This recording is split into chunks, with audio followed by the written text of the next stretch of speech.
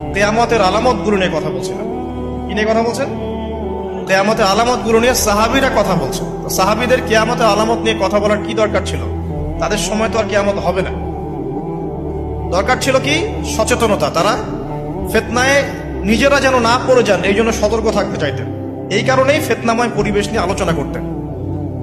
তো নবী সাল্লাল্লাহু আলাইহি ওয়াসাল্লাম তখন বললেন, দেখো, যতদিন পর্যন্ত 10টা আলামত প্রকাশ হচ্ছে না ততদিন পর্যন্ত কিয়ামত হবে না। কয়টা আলামত? 10টা।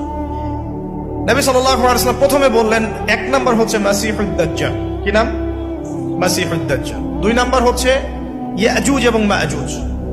এর আদম সন্তান পৃথিবীতে বের হবে এবং পুরো পৃথিবীটা ম্যাসাকার করে ছেড়ে দিবে। আর মাসিহুদ দাজ্জাল সেও বের হবে শেষ জামানায়, যে ইহুদিদেরকে নিয়ে পুরো বিশ্ব শাসন করবে। বিশ্বের প্রতিটা ডিপার্টমেন্ট সে রুল করবে। এবং দাজ্জালের চেয়ে ভয়ঙ্কর কোনো ফিতনা এই পৃথিবীতে আসে নাই, আসবেও না। প্রত্যেক নবী তার কওমকে দাজ্জাল সম্পর্কে সতর্ক করেছিলেন। এমনকি নূহ আলাইহিস সালাম পর্যন্ত তার উম্মতকে দাজ্জালের ফিতনা সম্পর্কে সতর্ক করেছিলেন। নবী সাল্লাল্লাহু আলাইহি ওয়াসাল্লাম বলেছেন যে তোমরা যদি সূরা কাহাফ তেলাওয়াত করো, প্রত্যেক জুমার দিন সূরা কাহাফ তেলাওয়াত করো, অথবা সূরা কাহাফের প্রথম 10টা আয়াত, শেষ 10টা আয়াত মুখস্থ রাখো, ইনশাআল্লাহ তাআলা মাসিহুদ দাজ্জাল তোমাদের কোনো ক্ষতি করতে পারবে না।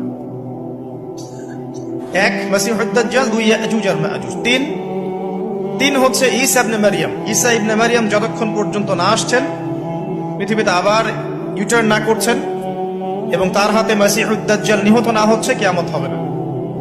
4 দাব্বাতুল আরদ, অর্থাৎ পৃথিবীর ভিতরে একটা প্রাণী আছে, মাটি ফেরে এই প্রাণীটা বের হবে কিয়ামতের আগে আগে, এবং এই প্রাণীটা মানুষের সাথে কথাবার্তা বলবে, কথা বলতে পারা প্রাণী।